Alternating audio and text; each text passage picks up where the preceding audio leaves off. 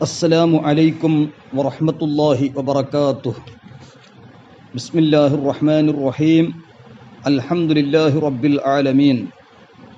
اللہم صلی وسلم وبارک علی سیدنا محمد وعلی آلہ وصحبہ وجنودہ وسائر المادحین والعاشقین وجمیع المؤمنین۔ بسم اللہ الرحمن الرحیم۔ اِنَّا أَرْسَلْنَاكَ شَاهِدًا وَمُبَشِّرًا وَنَذِيرًا لِتُؤْمِنُوا بِاللَّهِ وَرَسُولِهِ وَتُعَزِّرُوهُ وَتُوَقِّرُوهُ وَتُسَبِّحُوهُ بُكْرَةً وَأَصِيلًا۔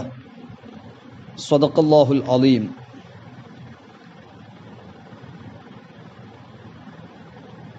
قال رسول اللہ صلی اللہ علیہ وسلم: من احب للہ وابغض للہ واعطى للہ ومنع للہ فقد استکمل الایمان۔ معزز سامعین، رفیقان گرامی، ربیع النور، شہر المیلاد، دراسہ 2، تعظیم النبی صلی اللہ علیہ وسلم، یعنی رسول پاک صلی اللہ علیہ وسلم کی تعظیم۔ سب سے پہلے سمجھنے کی بات ہے، اللہ تبارک و تعالیٰ کا لاکھ لاکھ شکر ہے کہ ہمیں امت محمدیہ صلی اللہ علیہ وسلم میں پیدا فرمایا۔ امت پر رسول اکرم صلی اللہ تعالیٰ علیہ وسلم کے کئی حقوق ہیں۔ حقوق عباد اللہ میں سب سے زیادہ، سب سے بڑا حق ہم پر رسول اکرم صلی اللہ علیہ وسلم کے ساتھ ہے۔ امت پر رسول اکرم صلی اللہ علیہ وسلم کے حقوق، سب سے پہلا، سب سے اہم حق رسول پاک صلی اللہ تعالی علیہ وسلم کی ایمان اتباع ہے۔ وَمَن لَّمْ يُؤْمِن بِاللَّهِ وَرَسُولِهِ فَإِنَّا أَعْتَدْنَا لِلْكَافِرِينَ سَعِيرًا، جیسا کہ سورۃ الفتح آیت نمبر 13، یعنی جو ایمان نہ لائے اللہ اور اس کے رسول صلی اللہ تعالی علیہ وسلم پر، تو بے شک ہم نے کافروں کے لیے بھڑکتی آگ تیار کر رکھی ہے، جیسے کہ اللہ تبارک و تعالیٰ سورۃ الفتح 13 میں فرمایا۔ تو اس آیت سے معلوم ہوا کہ جو شخص ایمان باللہ اور ایمان بالرسول کا جامع نہ ہو، وہ اسلام سے خارج ہے، وہ کافر ہے، اسے جہنم میں سخت عذاب ہے۔ سورہ فتح 11۔ اسی طرح سورہ حشر 7 اور سورہ آل عمران 31 اور سورہ احزاب 21، اسی طرح سورہ احزاب میں 6، ان آیات میں رسول پاک صلی اللہ علیہ وسلم کے بارے میں ایمان اور رسول پاک صلی اللہ علیہ وسلم کی اتباع کے بارے میں ان آیات اور تفاسیر میں موجود ہے۔ آج ہمارا موضوع ہے رسول اکرم صلی اللہ علیہ وسلم کی تعظیم۔ رسول پاک صلی اللہ علیہ وسلم کی ایمان کے بعد، اتباع کے بعد تعظیم و محبت۔ اللہ عز و جل رسول پاک صلی اللہ علیہ وسلم کو کتنی عظمت بخشی ہے، یہاں تک کہ رسول اکرم صلی اللہ علیہ وسلم کے فضائل کے بارے میں علامہ قاضی رحمۃ اللہ علیہ فرماتے ہیں، امام مروزی رحمہ اللہ رسول اکرم صلی اللہ علیہ وسلم کے فضائل پر مشتمل کتابی تصنیف فرمائیں، جس میں عرش پر رسول اکرم صلی اللہ علیہ وسلم کی تشریف ارزانی کا ذکر ہے۔ کئی ائمہ محدثین، بزرگان دین اس قول مبارک کو فرمائے ہیں کہ رسول اکرم صلی اللہ علیہ وسلم کی عرش پر رسول پاک کی تشریف ارزانی کے بارے میں، یہاں تک کہ وہابیہ، دیوبندیہ، مودودیہ کے پردادا ابن تیمیہ کے شاگرد ابن قیم تک ایک جگہ لکھا ہے، یہی قول ابن جریر طبری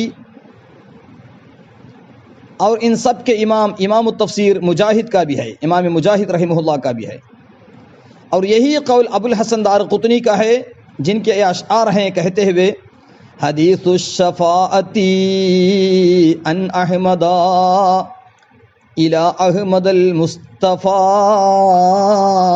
مسندا وجاء حدیث باقعاده على العرش ايضا فلا نجحده.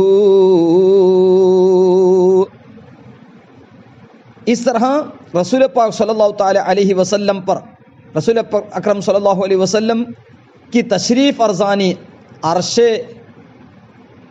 معلی پر، جیسے کہ بدائع الفوائد نام کی کتاب کے 4 جلد 4 صفحہ نمبر 40 میں ابن القیم الجوزی تک لکھا ہے. یہاں تک کہ خلیفہ مفتی اعظم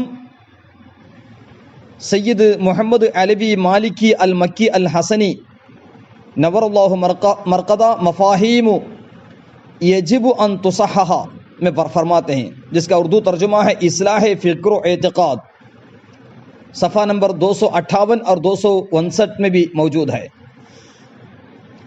تو بہرحال تعظیم نبی رسول پاک صلی اللہ علیہ وسلم کی تعظیم کرنا، اللہ عز و جل قرآن میں ارشاد فرماتا ہے انا ارسلناک شاہدا و مبشرا و نذیرا.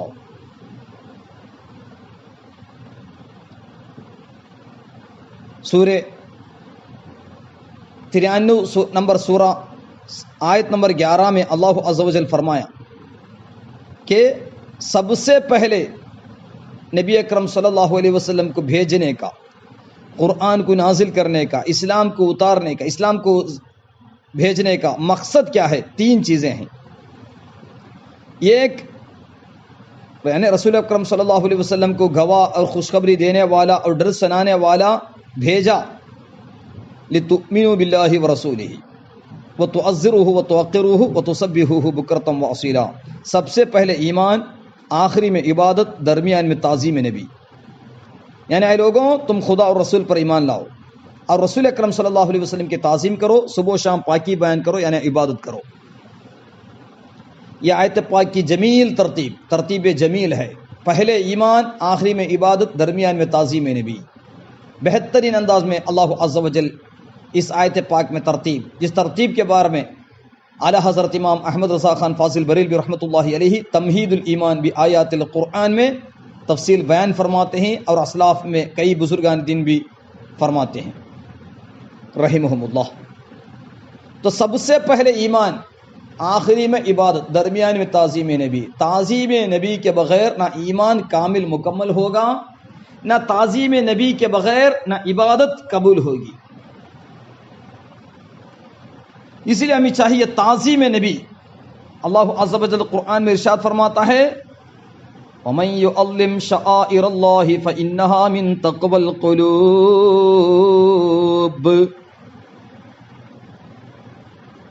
یعنی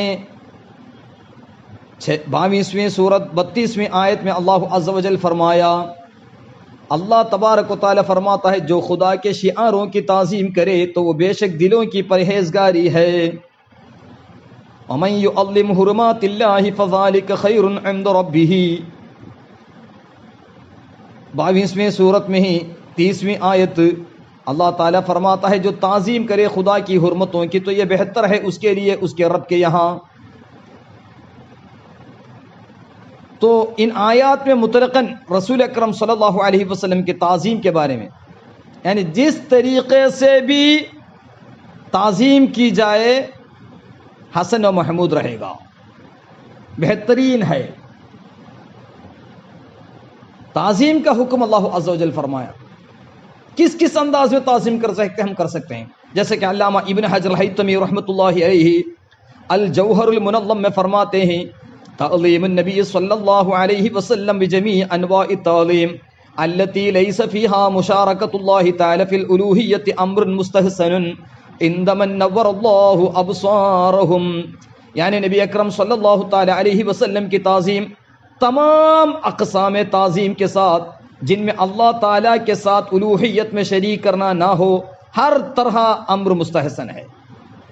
ان کے نزدیک جن کی آنکھوں کو اللہ تبارک و تعالیٰ نے نور بخشا ہے، جنہیں بصارت ہے، بصارت والے سب لوگ اسے امر مستحسن سمجھتے ہیں جن جن طریقوں سے رسول اکرم صلی اللہ علیہ وسلم کی تعظیم بجا لائیں، مگر اس میں شرک نہ ہو، یعنی الوہیت میں شرک نہ ہو، الوہیت میں شریک نہ ہو۔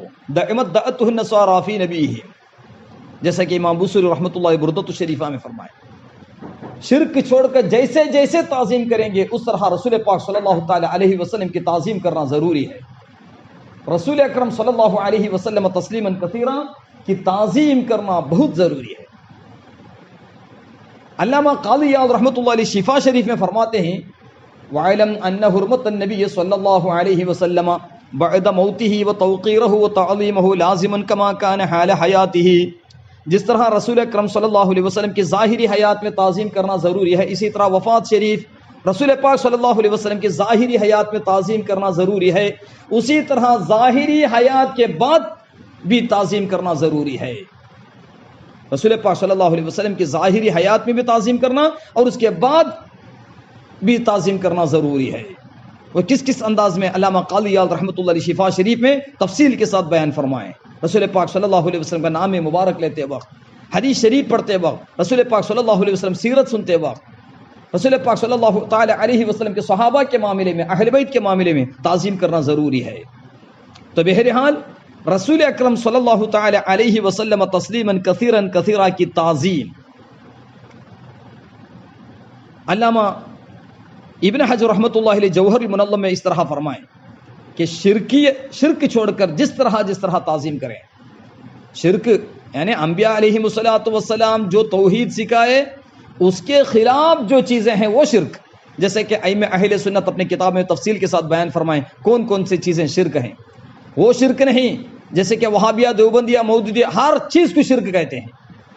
رسول پاک صلی اللہ علیہ وسلم فرماتے ہیں انی لا اخاف علیکم ان تشرکوا بعدی، میرے بعد تم شرک کرو گے یہ مجھے خوف نہیں ہے، مگر دنیا کی محبت میں ڈوبو گے وہ مجھے ڈر ہے۔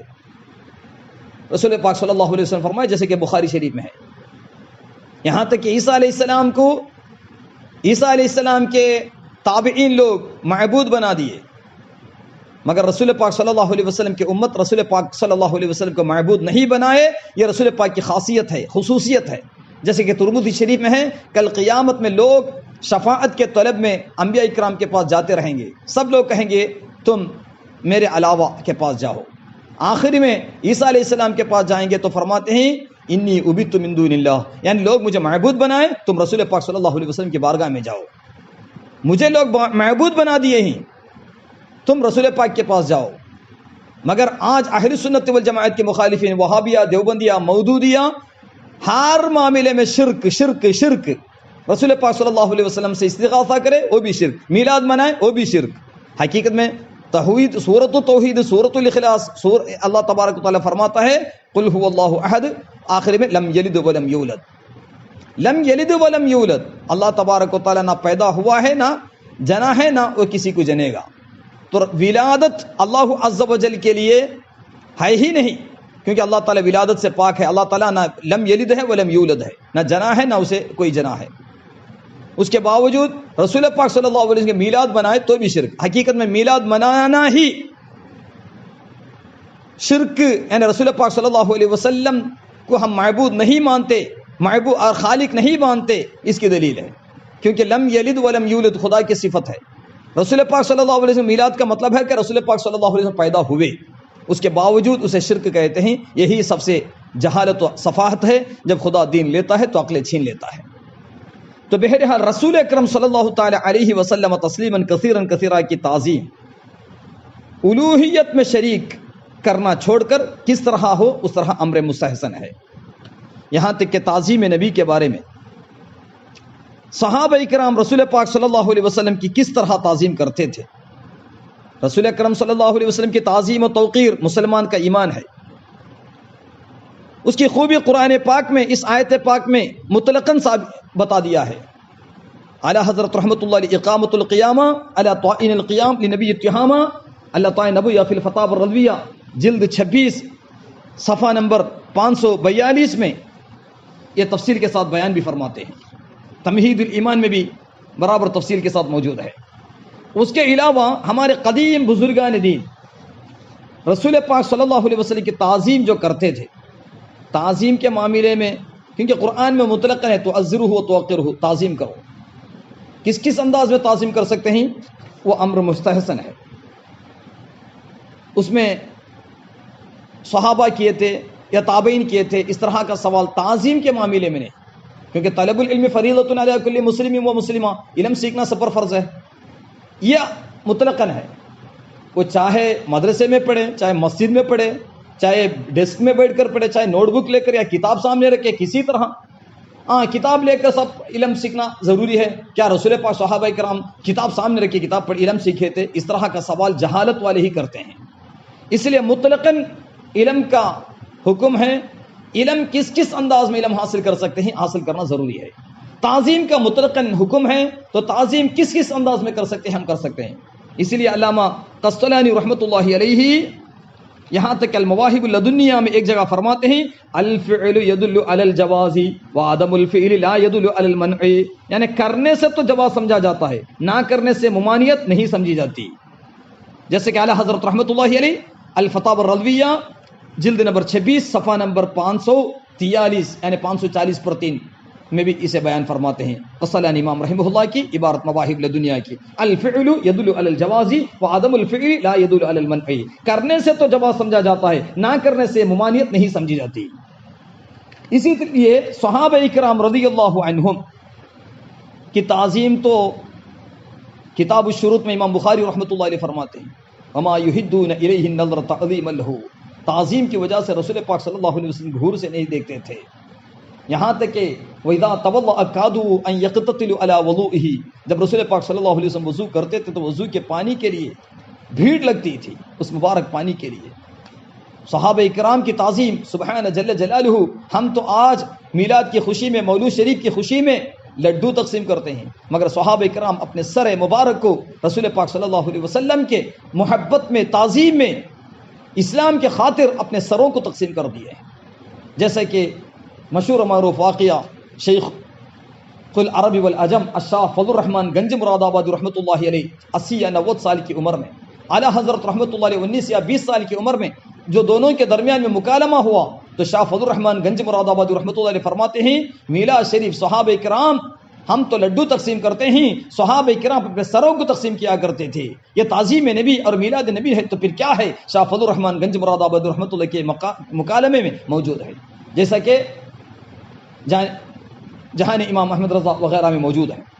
تو بہرحال اسلاف صحابہ کرام رضی اللہ عنہم کی تعظیم تو ہم ہرگز نہیں کر سکتے.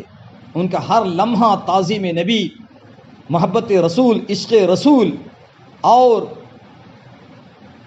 حب رسول میں ان کی زندگی گزری ہے. بعد والے کتنا ہو سکے اتنا رسول پاک کی تعظیم کرتے تھے، مگر اس کے بارے میں کیا صحابہ یہ طریقہ تعظیم اپنائے؟ اس طرح سوال اسلاف میں اہل حق نہیں کیے. اسی لیے رسول پاک صلی اللہ علیہ وسلم نام مبارک وضو کے بغیر نہیں لیتے تھے بعض علماء، جیسے کہ عاشق الرسول محمود غزنوی رحمۃ اللہ علیہ کا مشہور و معروف واقعہ تفسیر روح البیان وغیرہ میں موجود ہے. وہ ان کی تعظیم ہے، اس کے بارے میں وضو کے بغیر کیا صحابہ نام نہیں لیتے؟ اس طرح سوال کوئی نہیں کیے. امام بخاری رحمۃ اللہ علیہ جو بھی حدیث لکھتے، وضو کرتے، استخارہ کرتے، حدیث کی تعظیم کرتے ہوئے، تو کیا حدیث کہتے وقت صحابہ ایسا کیے تھے؟ اس طرح کوئی سوال اہل حق میں سے نہیں کیا. اس سے بھی زیادہ تعظیم کیا صحابہ کرام. اس لیے امام مالک رضی اللہ عنہ عالم المدینہ، یہاں تک کہ عبداللہ بن عمرو، عبداللہ بن مغفل رضی اللہ تعالی عنہم جیسے سلف صحابہ کرام کی اتباع کرتے ہوئے، تو صحابہ کرام بزرگان دین امام مالک رضی اللہ عنہ کا مشہور و معروف واقعہ جیسا کہ قاضی عیاض رحمۃ اللہ علیہ شفا شریف میں فرماتے ہیں 3 باب میں 2 جلد 38 اور 29 میں کہ امام مالک رضی اللہ عنہ حدیث بیان کرتے وقت کتنا ادب کرتے تھے. حدیث پڑھاتے تو بہترین کپڑے خوشبو لگاتے، نئے کپڑے پہنتے، تیلسان اوڑھتے، امامہ باندھتے یعنی امامہ پہنتے، چادر سر مبارک پر رکھتے، یہاں تک کہ بہترین انداز میں رسول پاک صلی اللہ علیہ وسلم کے احادیث کو بیان فرماتے تھے. اور فرماتے ہیں احب ان اعلم حدیث رسول اللہ صلی اللہ علیہ وسلم ولا احدث به الا على طہارۃ متمکنہ، یعنی حدیث رسول صلی اللہ علیہ وسلم کی تعظیم کروں اور میں حدیث بیان نہیں کرتا جب تک وضو کر کے خوب سکون و وقار کے ساتھ نہ بیٹھوں. میں یہ پسند کرتا ہوں. امام مالک رضی اللہ عنہ فرمائے جیسے کہ قاضی عیاض رحمۃ اللہ شفا شریف میں فرماتے ہیں. یہاں تک کہ شفا شریف میں قسم ثانی باب ثانی فصل من توقیرہ جلد 2 صفحہ نمبر 48 میں ہے کہ کان مالک رضی اللہ عنہ لا یرکب بالمدینہ دابۃ، یعنی امام مالک رضی اللہ عنہ مدینہ طیبہ میں سواری پر سوار نہ ہوتے، اور فرماتے استحی من اللہ تعالی ان اطاع تربۃ فیہا رسول اللہ صلی اللہ علیہ وسلم بحافر دابۃ، یعنی مجھے شرم آتی ہے کہ اللہ تبارک و تعالیٰ سے کہ جس زمین پر رسول اکرم صلی اللہ علیہ وسلم جلوہ فرما ہو اسے جانور کے سم سے روندوں. امام مالک رضی اللہ عنہ کی تعظیم نبی تھی ہے. جیسے کہ اعلیٰ حضرت رحمۃ اللہ علیہ اقامت القیامہ من العطاء نبویہ جلد 26 صفحہ نمبر 548 میں بھی بیان فرماتے ہیں. قاضی عیاض رحمۃ اللہ شفا میں فرماتے ہیں. اس طرح کئی واقعات علامہ ابن الحاج رحمۃ اللہ علیہ مدخل میں بھی فرماتے ہیں. ابو عبد الرحمن سلیمی رحمۃ اللہ علیہ، احمد بن فضل زاہد، یہاں تک کہ غازی تیر انداز زاہد اور غازی تیر انداز تھے احمد بن فضل رحمۃ اللہ علیہ، فرماتے میں نے کبھی کمان بے وضو ہاتھ سے نہ چھوئی. احمد بن فضل رضی اللہ عنہ کہ بے وضو ہاتھ سے نہ چھوئی جب سے سنا کہ رسول اکرم صلی اللہ علیہ وسلم نے کمان دست اقدس میں لی ہے. دیکھو اتنی تعظیم. رسول اکرم صلی اللہ علیہ وسلم اپنے مبارک ہاتھ سے اخذ القوسا یعنی کمان کو ہاتھ میں لیے تھے. یہ جب سے مجھے میرے کان میں آئی تب سے لے کر میں بے وضو کمان کو نہیں چھوتا. اتنی تعظیم صحابہ کرام جیسے کہ شفا شریف میں ہے. اور امام ابن حاج مالک رحمۃ اللہ علیہ یہاں تک کہ وہابیہ مودودیہ دیوبندیہ معنین بھی ان کے لیے مستند ہیں. امام ابن حاج رحمۃ اللہ علیہ حدیث بیان کرنے کے بارے میں فرماتے ہیں اتنا تسلب کہ صالحین 40 برس تک مکہ معظمہ میں مجاور رہے بعض صالحین، مگر کبھی حرم شریف میں پیشاب نہ کیا اور نہ لیٹے. ابن حاج فرماتے ہیں ایسے شخص کو مجاورت مستحب یا یوں کہیے اسے مجاورت کا حکم دیا جائے گا. اتنا تعظیم رسول پاک صلی اللہ علیہ وسلم کی بزرگان دن کرتے. اس طرح کے کئی واقعات المدخل فصل فی الکلام علی زیارت سید الاولین والآخرین پہلی جلد 254 میں ہے، اور اسی طرح 259 میں بھی ہے. کئی واقعات اس طرح کے ہیں. اعلیٰ حضرت رحمۃ اللہ علیہ اقامت القیامہ من الفتاوی الرضویہ جلد 26 صفحہ نمبر 547 سے لے کر 550 تک تفصیل کے ساتھ بیان فرماتے ہیں. اسی لیے ہمیں چاہیے کہ تعظیم رسول پاک صلی اللہ علیہ وسلم کی جتنی کرے کم ہے، مگر اس میں شرک نہ آئے. یعنی انبیاء کرام علیہم الصلوۃ والسلام جو توحید سکھائے، قرآن جو توحید سکھائے، اس توحید کے خلاف شرک جو ہے وہ شرک نہ ہو. تعظیم کے بارے میں کئی ائمہ دین اپنی کتابیں تصنیف فرمائیں. فقیہ اردو دان کے لیے فقیہ الملت جلال الدین امجدی رحمۃ اللہ کی تعظیم نبی، اور اسی طرح اعلیٰ حضرت رحمۃ اللہ کے فتاوی رضویہ اور دیگر ائمہ دین کی کتابیں. اللہ تبارک و تعالی ہم سب کو توفیق عطا فرمائے کہ تعظیم نبی موضوع بھی ائمہ اسلاف سے، ہمارے بزرگان دین کی کتابوں سے بہت کچھ معلومات حاصل کرتے ہوئے ہم اپنے دلوں کو بہترین طور پر تعظیم نبی کے ذریعے منور فرمائیں. کل ما ادخل فی الادب والاجلال کان حسنا، جتنی تعظیم ہے وہ اتنا بہتر ہے. یہاں تک کہ رسول پاک صلی اللہ علیہ وسلم مبارک نام سن کر انگوٹا چھوم کر یہاں تک کہ آنکھوں میں جو لگایا جاتا ہے وہ بھی تعظیم نبی. منیر العین فی حکم تقبیل الابہامین اعلیٰ حضرت رحمۃ اللہ علیہ اس کے بارے میں رسالہ ہی تصنیف فرمائے. تو لہذا ہمیں چاہیے رسول اکرم صلی اللہ علیہ وسلم کو جب بھی نام سنیں صلوات پڑھیں. رسول پاک صلی اللہ علیہ وسلم کی تعظیم کے ساتھ ادب و احترام کے ساتھ میلاد شریف مولود شریف کے مجالس کو منعقد کریں، اس میں ادب و احترام کریں، اور رسول پاک صلی اللہ علیہ وسلم کی تعظیم ہمیشہ اس کا قدر کرے. اللہ تعالیٰ توفیق عطا فرمائے. کئی بزرگان نے فرماتے من حضر مجلس المولد وعلم قدرہ فقد فاز بالایمان. جنید بغدادی رحمۃ اللہ علیہ جیسے کئی بزرگان جن کے اقوال مبارکہ النعمت الکبریٰ اور اسی طرح اعانۃ الطالبین میں ہے کہ مولود میلاد شریف رسول پاک کی نعت شریف کے مجلس میں حاضر ہو، اس مجلس کی تعظیم کریں تو ایمان کی سے وہ کامیاب بن گیا، اسے کامیاب ایمان والا ہے وہ، اس طرح بیان فرمائیں. تو لہذا ہمیں چاہیے تعظیم نبی کا خصوصی طور پر خیال کریں. اللہ تبارک و تعالیٰ توفیق عطا فرمائیں. وصلی اللہ علی سیدنا محمد وعلی آلہ وصحبہ وجنودہ وسائر العاشقین والمادحین والحمد للہ رب العالمین. دعا وصیت کے ساتھ السلام علیکم ورحمۃ اللہ وبرکاتہ۔